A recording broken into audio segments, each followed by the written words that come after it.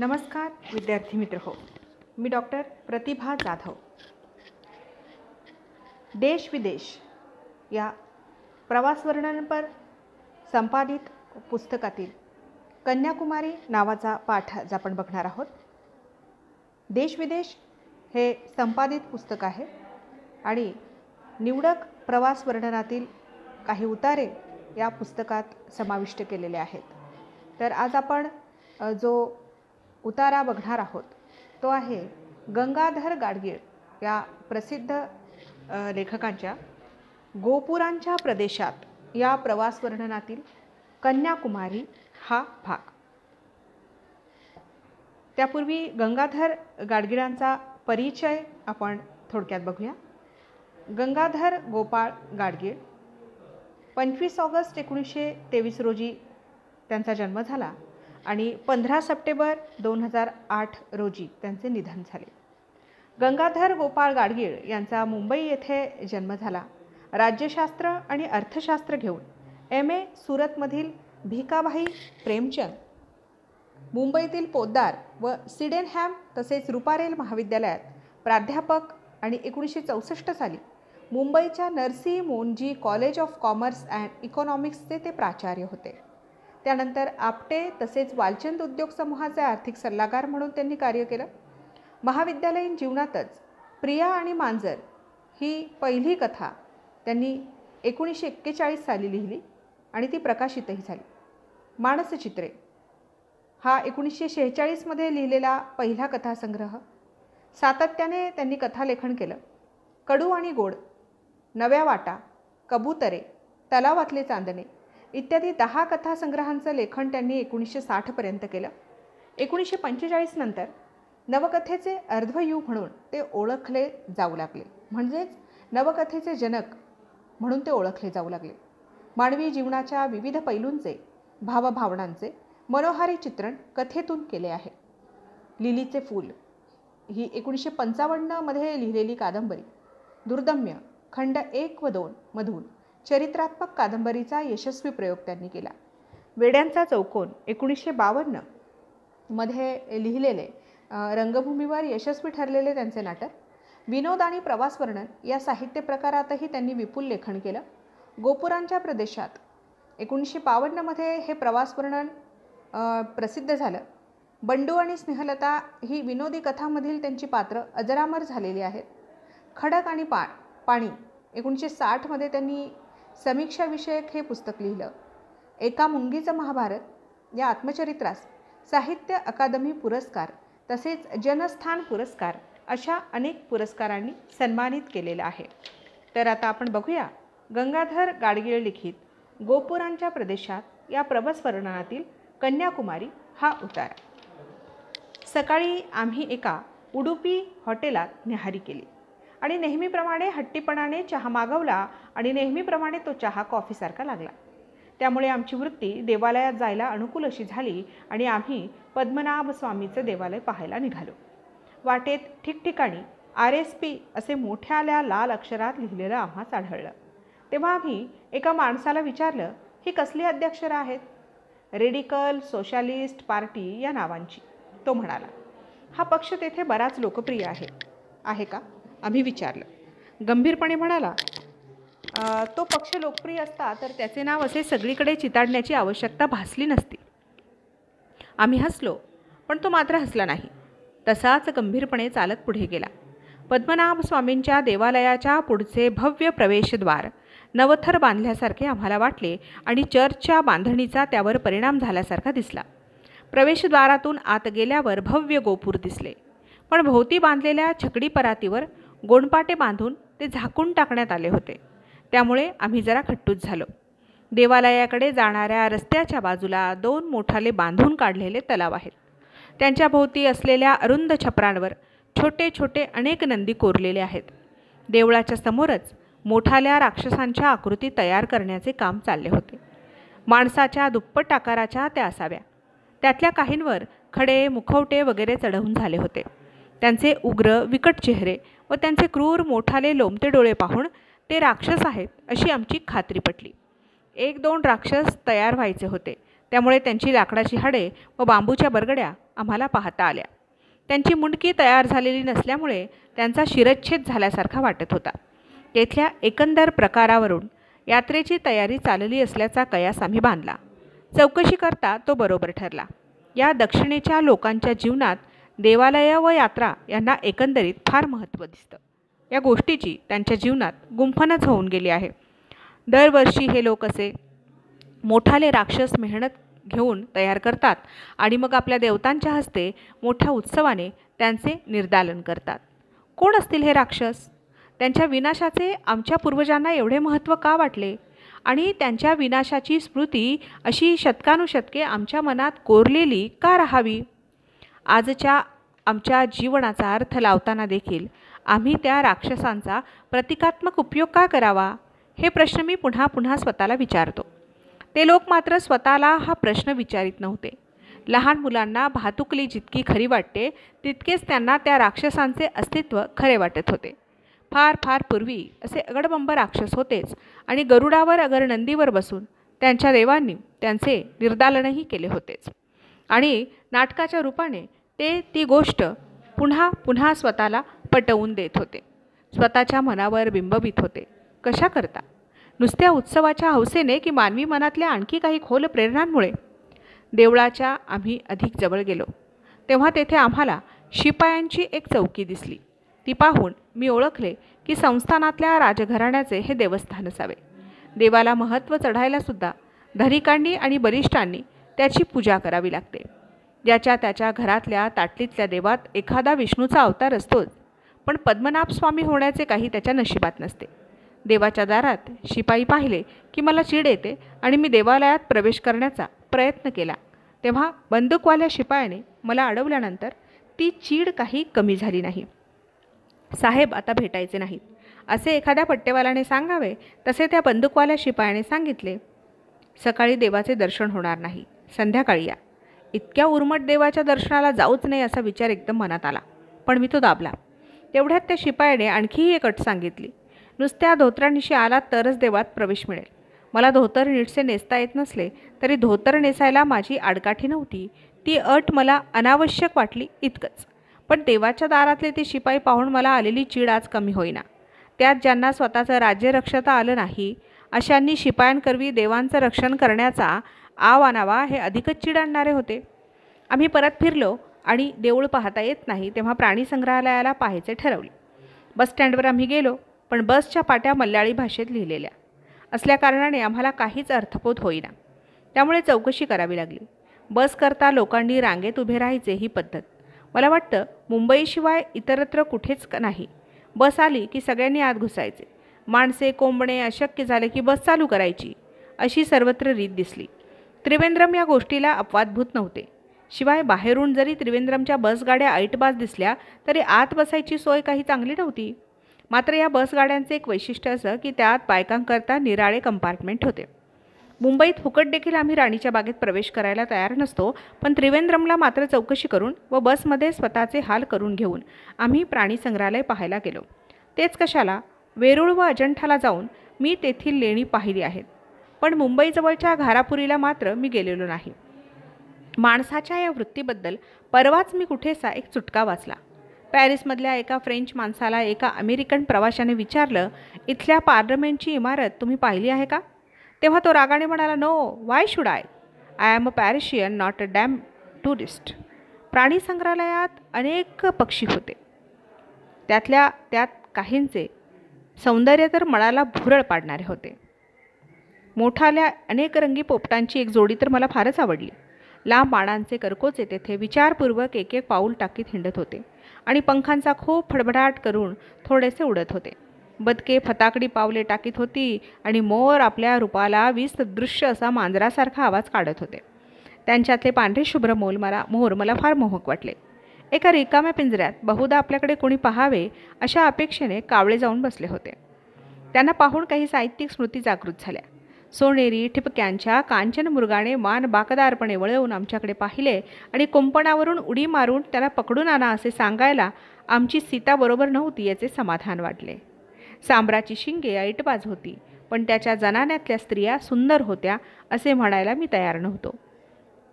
माकडाला नाक खाजवून दाखवणारे लोक नेहमीप्रमाणे तिथे होतेच आणि माकडांच्यापेक्षा साहजिकच ते अधिक प्रेक्षणीय वाटत होते. एक लहानशा इमारतीत काचेच्या घरात काही ससे होते. ससे पाहिले म्हणजे खेळणी जिवंत झाल्यासारखे मला वाटते. पांढऱ्या उंदराचे कुटुंब दुसऱ्या एका घरात काचेला नाके लावित होते. इतर काचांच्या घरात अनेक प्रकारचे साप होते. त्यातल्या चोचीसारखे तोंड असलेला एक बारीक साप विशेष दुष्ट दिसत होता. सगळे साप सुस्तपणे झोपा काढीत होते. त्यांनी हालचाल करावी म्हणून आम्ही काचेच्या घरावर टिचक्या मारल्या. आला देख नकुल अशी मी कुसुमाग्रजांच्या भाषेत त्याला धमकी दिली, पण तिचा त्यांच्यावर काहीच परिणाम झाला नाही.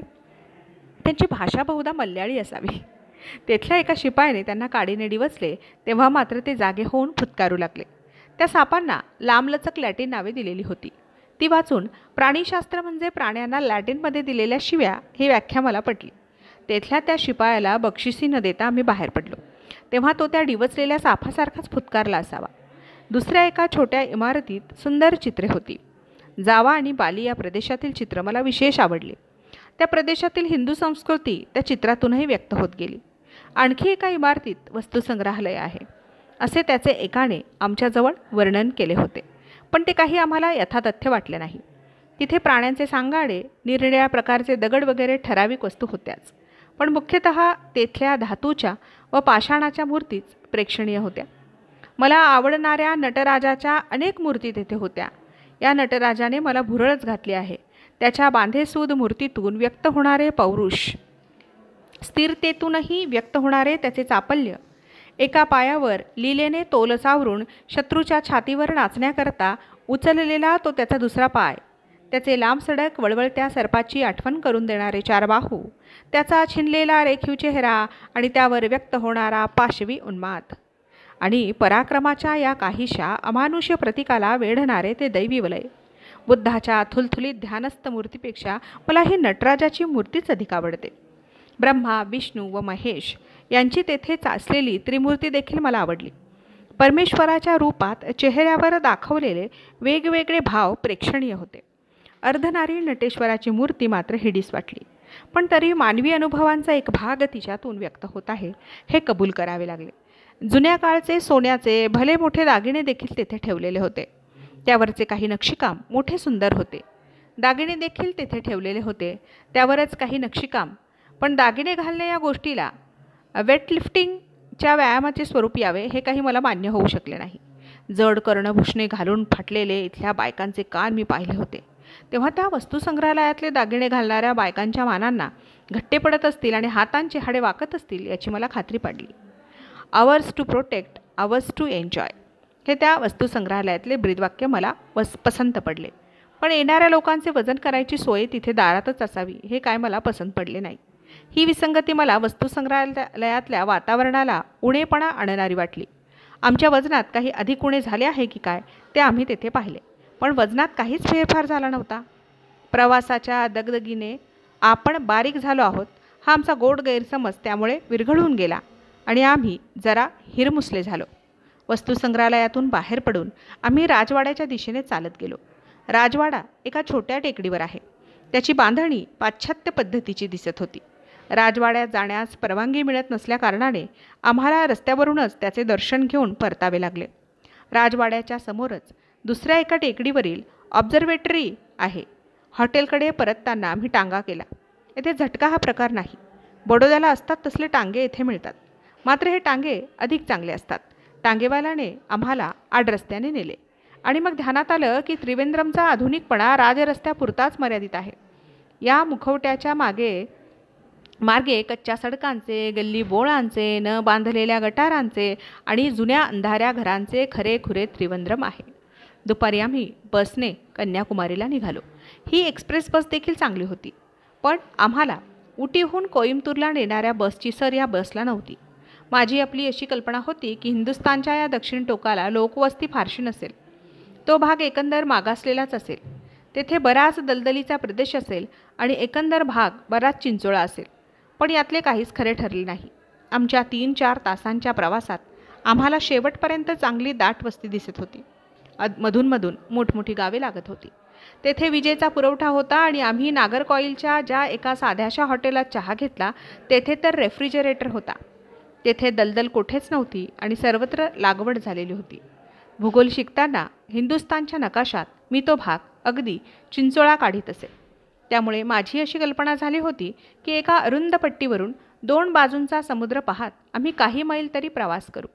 पण ती अपेक्षा पुरी झाली नाही.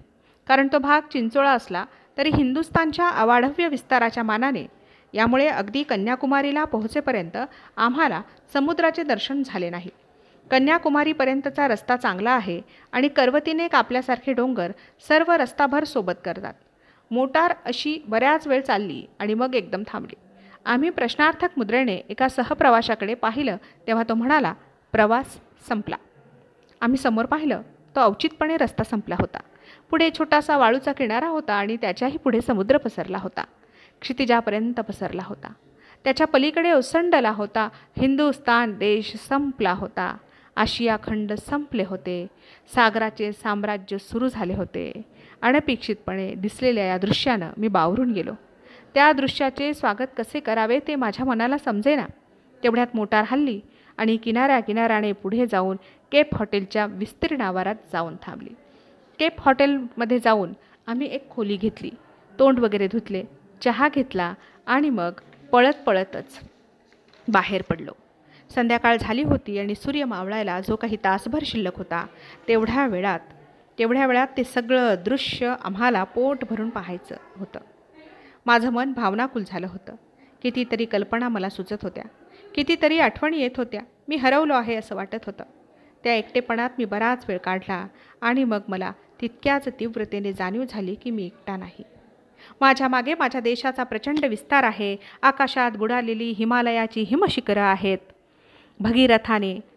भगीरथानं तपसामर्थ्यानं अवनीतलावर आणलेली आणि आपल्या विस्तीर्ण खोऱ्यात पिके डोलत ठेवणारी गंगा आहे. अगस्त्याने वाकविलेला विंध्याद्री आहे. रामचंद्रांची आणि सीतेची पंचवटी आहे. शबरीचे दंडकारण्य आहे. त्याच्या उन्नत मस्तकावरून स्वातंत्र्याचे वारे वाहतात असा माझा सह्याद्री आहे. अनेक साम्राज्यांनी पाळणे ठरवलेली कृष्णा व कावेरी यांची खोरी आहेत. माझा देश आहे. माझी हजारो वर्षाची सांस्कृतिक परंपरा आहे. मला जाणवलं की मी एकटा नाही. या अनंत सागराच्या विस्ताराकडे पाहून मी किती क्षुद्र आहे असं मला वाटण्याचं कारण नाही. कारण मी जरी क्षुद्र असलो तरी माझ्या मागे माझ्या देशाचा विस्तार आणि पूर्वजांची परंपरा आहे. माझ्या भावना इतक्या उचंबळून का बरं आल्या होत्या?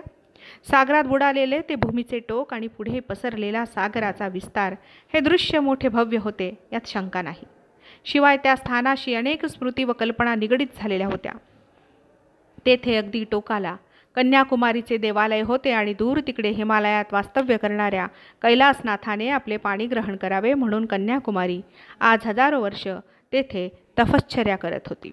3 समुद्रांच्या संगमाने आधीच पवित्र झालेले ते स्थान अधिक पुनीत करत होती. पाण्याने वेढलेल्या तेथल्या एका खडकावर बसून विवेकानंद ध्यानस्थ राहिले होते आणि तिथेच त्यांनी आपल्या जीवनाचे फूल मातृभूमीच्या चरणी अर्पण केले असावे. तेथे एक जवळजवळ पाण्यात बुडालेला आसनासारखा दगड होता. समुद्र आपल्या लाटांचे हात त्यावरून पुन्हा पुन्हा फिरवून तो साफ करीत होता.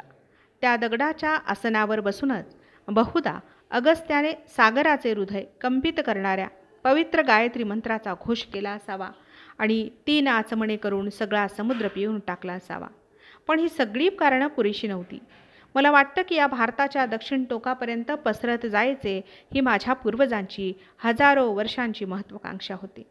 अनेक संकटांशी टकरा देऊन अनेक युद्ध करून त्यांनी ती महत्त्वाकांक्षा पुरी केली होती. त्या महत्त्वाकांक्षेची स्मृती खोल कुठेतरी माझ्या हृदयात दडलेली असावी. हे दक्षिण टोक गाठल्यावर ती स्मृती डिवचली गेली असावी. माझ्या पूर्वजांची महत्त्वाकांक्षा पुरी केल्याचा आनंद मला मिळाला असावा. माझ्या हृदयात अशी खोल कालवा कालव होत होती आणि मी निश्चलपणे समुद्राकडे पाहत होतो. लाटा कुतूहलाने माना उंचावून माझ्या देशाकडे पाहत येत होत्या आणि त्याच्या पायाशी लोटांगण घेत होत्या. पाहता पाहता दूर अंतरावर एक बेट वर आले.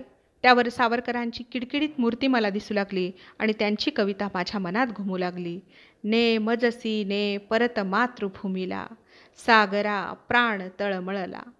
आपल्या मातृभूमीकरता ज्यांनी अनेक हालापेष्टा सहन केल्या, ज्यांनी आपलं जीवन कणाकणांनी आणि मातीच्या मोलाने वेचलं, त्या सर्वांच्या स्मृतीने माझा कंठ दाटून आला. मदनलाल धिंगरांची आठवण झाली. बाबू गेनूंची आठवण झाली. माणूस आपल्या देशावर इतकं उत्कट प्रेम कसं करू शकतो ते मला त्यावेळी समजलं. कारण त्या क्षणी मी देखील माझ्या देशावर फार उत्कट प्रेम करीत होतो. एकांड्या वृत्तीचा मी माझ्या देशाशी आणि माझ्या पूर्वजांशी जोडला जात होतो. मला एकदम वाटलं की आपण आपल्या देशाला प्रणाम करावा, आपली शुद्रता त्याच्या पायांवर वाहावी. पण गंमत पहा, जगावेगळे असले म्हणजे चांगले देखील वागण्याची माणसाला लाज वाटते. लोक मला हसतील, प्रधान मला हसेल असे मला वाटले. पण अशा लाजेने आपली अशी मनापासूनची इच्छा अपुरी ठेवावी हे मला मूर्खपणाचं वाटलं. म्हणून मी प्रधानला माझी इच्छा सांगितली. त्याच्याही मनात तसलेच विचार येत असावेत, कारण त्याला माझी कल्पना पटली. मग आम्ही दोघांनी बूट काढले आणि शक्य तितक्या दक्षिणेला जाऊन आणि उत्तरेकडे पाहून आम्ही वाढत्या अंधारात आमच्या मातृभूमीला मनोभावे साष्टांग प्रणिपात केला. किती हलके हलके आणि मोकळे वाटले मला तसे केल्यावर. तेथे आम्ही मावळत्या सूर्याचे दर्शन घेतले.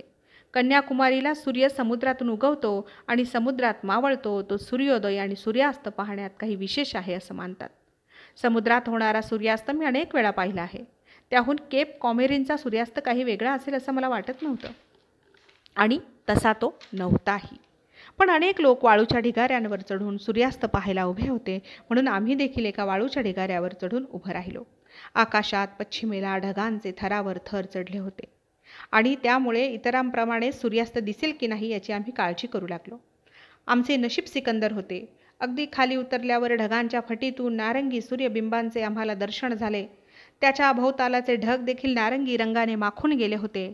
ढगांच्या त्या गर्दीतून वाट काढीत सूर्यबिंब क्षितिजाच्या कडेवर टेकले. तेथे ते एकदम मोठे झाल्यासारखे वाटले आणि मग अगदी सावकाश पाण्यावर आपली नारंगी झळाळी टाकीत ते बुडाले. तेवढ्यात आमच्या जवळच उभा राहिलेला एक मनुष्य म्हणाला, येथे सूर्य 3दा मावळतो, तो 2दा पुन्हा वर येतो आणि खाली जातो.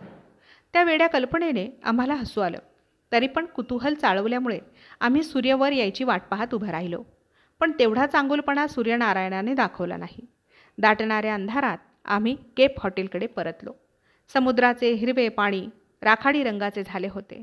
वाळूचे ढीग आता चमकत नव्हते. साऱ्या वस्तूंवर अंधार फासटला जात होता. साऱ्या आकृती संदिग्ध होत होत्या. लाटांचा अविरत होणारा आवाज अधिकाधिक मोठा होत आहे असं वाटत होतं. मध्येच आम्ही वर पाहिलं तेव्हा इवलीशी चंद्रकोर तिरप्या ऐटीत आकाशात चढलेली आम्हाला दिसली. ओठ मुरडून ती हसली. तेवढ्यात ढगांनी तिच्या भोवती गर्दी केली. ती बावरली आणि मग आपल्या तेजाचा विलास उधळीत ढगातून थोडी पुढे पुढे सरकू लागली. केप हॉटेलच्या सुखसोयींचा उपभोग घ्यायचा अशा बेताने आम्ही तेथे परतलो. केप हॉटेलची इमारत प्रशस्त आणि राजेशाही आहे. त्याला सुंदर वऱ्हांडे, उघड्या गच्च्या आहेत. मोठाल्या खिडक्या असलेल्या प्रशस्त खोल्या आहेत. शरीरांचे सर्व प्रकारचे चोचले पुरवणारे फर्निचर आहे. अनेक प्रकारच्या आरामशीर खुर्च्या, झोपल्यावर माणूस अर्धा बुडून जाईल असे बिछाने.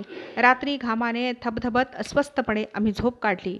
त्यामुळे सकाळी उठून सूर्योदय पाहण्या इतका उत्साह दुसऱ्या दिवशी वाटू शकला नाही. पण म्हणून काही बिघडले अशातला भाग नाही. कारण जे लोक सकाळी उठून धावत पळत सूर्योदय पाहायला गेले होते ते हिरमुसले होऊन परतले होते. ढगांनी सूर्याला पार आच्छादून टाकले होते. मदुरा. त्रिवेंद्रमला परतल्यावर आम्ही जेवणखान उरकून विश्रांती घेतली. जेवण नेहमीसारखेच होते, सांबार भात वगैरे. त्याचं वैशिष्ट्य म्हणजे पुन्हा पुन्हा पानात पडणारी टॅपिओकाची भाजी. मग आम्ही पद्मनाभ स्वामींचे देवालय पाहायला मोठ्या तयारीनिशी निघालो. प्रधानने बॅगेतून आपलं धोतर घेतलं. मी वाटेत एक खरेदी केलं. तिथं जाऊन एकेकाने धोतर नेसून आत जायचे आणि दुसऱ्याने कपडे घेऊन बाहेर राहायचे, अशी आमच्या मोहिमेची आखणी होती. मग आम्ही पद्मनाभ स्वामींच्या देवळाकडे गेलो. तेथे वातावरण एकंदर उत्सवाचे दिसले. देवळात जाणाऱ्या लोकांची गर्दी झाली होती. दाराजवळ अनवानी शिपाई बंदूक घेऊन उभा होता. तो 2-2 मिनिटांनी प्रेझेंट आर्म्स करीत होता. प्रधानने त्याचे कारण त्याला विचारल्यावर तो मला म्हणाला, पुजारी देवांना प्रदक्षिणा घालीत आहे. त्याची प्रदक्षिणा संपली की मला प्रेझेंट आर्म्स करावे लागते. उभ्या उभ्या सर्वांच्या देखत कपडे बदलण्याचा समारंभ उरकून मी पहिल्याने आत गेलो. मग प्रधान जाऊन आला. ते आखूड धोतर मी नुसतेच गुंडाळलेले होते, त्यामुळे माझे पाय अडकल्यासारखे होत होते. गोंत्यात पाय घालून धावण्याची एक शर्यत असते, तिच्यात भाग घेत आहे असे वाटत होते. शिवाय ते सुटण्याची धास्ती वाटत होतीच. लहानपणी आईने मला पितांबर नेसवून लग्नांच्या पंक्तीत पाठवले होते आणि पंक्तीत तो पितांबर सुटून खाली पडला होता. तेव्हापासून धोतर या गोष्टीची फार धास्ती घेतली आहे. आत कुठे प्रवेश करायला परवानगी आहे आणि कुठे बंदी आहे ते समजत नव्हते आणि त्याबाबत तेथे कोणाला विचारता येत नव्हते, कारण इंग्रजी आणि हिंदी यांचे सर्वांनाच अज्ञान होते. त्यामुळे सारखे गोंधळल्यासारखे होत होते. या एकंदर कारणांमुळे देऊळ बघण्यात माझं मन रमलं नाही. कधी एकदा आतून बाहेर जातो असं वाटत होतं. देवालयाच्या चौफेर अनेक खांबांचा केवढा तरी मोठा दगडी मंडप आहे. मंडपाने वेढलेल्या भागात आणि आसपासही आपापल्या गाभाऱ्यात निरनिराळे देव आहेत. मध्येच छोटे दगडी मंडप आहेत. या मोठ्या दगडी मंडपात ठिकठिकाणी पणत्या लावण्याचे काम मोठ्या जोरात चालले होते. या पणत्यांच्या काजळीमुळे तेथल्या शिल्पाची झालेली खराबी मला दिसत होती. शिल्पांचे महत्त्व त्या भाविकांना फारसे वाटत नसावे. शिवाय त्या अनेक खांबांवर अनेक पणत्या येऊ लागल्या म्हणजे दृश्य मोठे सुंदर दिसत असावे. या देवालयात इतर अनेक देव असले तरी 3 मुख्य देव आहेत. सोवळ्या ओवळ्याच्या भानगडीमुळे आणि स्वतःचा अपमान करून घ्यायची इच्छा नसल्यामुळे त्यापैकी कुठल्याच देवाचे मला नीटसे दर्शन घडले नाही आणि तशी विशेषही इच्छा झाली नाही. तिथे एका छोट्या मंडपात एक विदूषकासारखा दिसणारा मनुष्य मल्याळी भाषेत काहीतरी बडबडत होता आणि त्याच्या भोवतीचे लोक ते भाविकपणे ऐकत होते. बहुधा तो पुराण वगैरे सांगत असावा. मी बाहेर पडल्यावर प्रधान आत गेला. तो आपल्याकडच्यासारख्या धोतर नेसलेला होता, त्यामुळे तो अधिक सुखाने हिंडू शकला. एक प्रसंग सोडल्यास त्याचे भटकणे छान झाले. प्रधानचे केसांचे काठ बरेच खाली आहेत. तो काळसर काचांचा चष्मा लावतो. शिवाय तो हिंदुस्थानीत बोलत होता हे देखील तो अहिंदू ठरवण्याचे कारण असावे. त्यामुळेच बहुधा त्याला पाहून तिथला एक पुजारी म्हणाला, हिंदू इल्ला हा हिंदू नाही. ते ऐकून प्रधान घाबरून गेला, कारण आपण हिंदू आहोत हे पटवून देणे भाषेच्या अज्ञानामुळे अशक्य होते. पण सुदैवाने ती भानगड तेवढ्यावरच पटली. आमच्या हिंदुत्वाविषयी घेतलेली ही दुसरी शंका. हिंदी ही अविंधांची भाषा असा तेथे दाट समज असावा. देऊळ पाहून झाल्यावर आम्ही धोत्रातून स्वतःची सुटका करून घेतली आणि मग हॉटेलच्या दिशेने चालू लागलो. नंतर रात्रीच आम्ही त्रिवेंद्रमहून गाशा गुंडाळला आणि मदुरेला जायला निघालो. त्रिवेंद्रमविषयी काही आमचे मत फारसे चांगले झाले नाही. तेथल्या इमारती, तिथले रस्ते, तेथली दिव्यांची सोय यापैकी काहीच आम्हाला विशेष वाटत नव्हतं. म्हैसूरच्या तर ते पासंगालाही पुरणार नाही. त्रिवेंद्रमला आम्ही स्टेशनवर गेलो ते पावसात भिजतच आणि तेथे जो आमच्या मागे पाऊस लागला तो मदुरा सोडीपर्यंत काही मागचा सुटला नाही.